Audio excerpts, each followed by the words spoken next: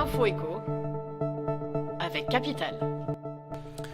Le chiffre du jour 0,90%, c'est le taux auquel vous pouvez actuellement emprunter chez Boursorama pour financer l'achat d'une voiture propre ou la réalisation de travaux d'économie d'énergie.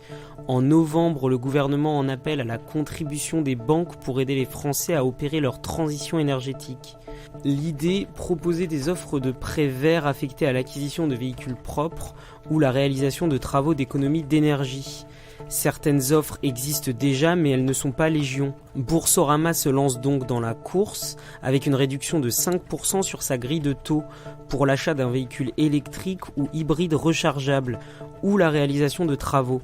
Actuellement, il est ainsi possible de bénéficier d'un taux annuel effectif global de 0,90% sur une période de remboursement allant de 12 à 72 mois.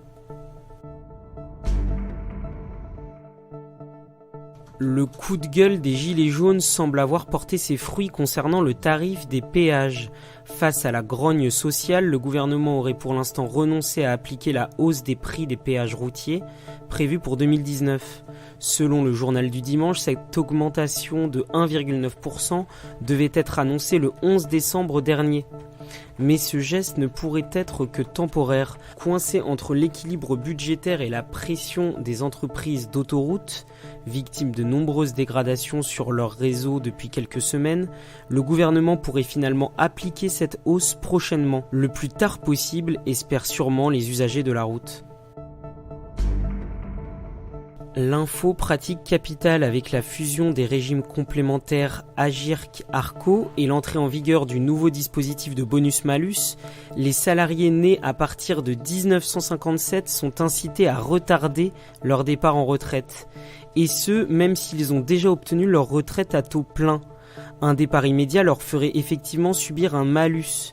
Différer ce départ en retraite leur permettrait donc d'y échapper, voire même d'obtenir un bonus temporaire pendant 1 an, à hauteur de 10, 20 ou 30%. Mais ce n'est pas tout. Chaque trimestre supplémentaire travaillé au-delà de 62 ans permet également de bénéficier d'une surcote de 1,25% par trimestre entier cotisé sur sa retraite de base, soit 5% pour une année travaillée en plus, 10% pour 2 ans, 15% sur l'année suivante. Retrouvez l'ensemble des avantages à partir plus tard en retraite sur capital.fr. Se fournir en électricité verte, est-ce bien écolo ?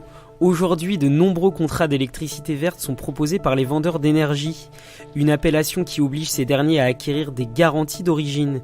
Mais ces offres ne sont pas toutes équivalentes en termes écologiques, souligne l'ADEME dans un rapport récent. L'Agence de l'environnement et de la maîtrise de l'énergie fait une nette distinction entre deux types d'électricité verte. L'offre premium regroupe les fournisseurs achetant les garanties d'origine et de l'électricité renouvelable à un même producteur vert, tandis que ceux proposant l'offre standard achètent aussi des garanties d'origine mais se fournissent en électricité non obligatoirement renouvelable, issue du nucléaire par exemple. Si EDF et Engie font partie de la deuxième catégorie, 3 petits fournisseurs se distinguent par leurs offres vertes: Enercoop, ILEC et Énergie d'ici. Pour l'ADEME, ce manque de transparence freine malheureusement le déploiement d'installations d'électricité renouvelables en France. C'était l'info éco avec Capital.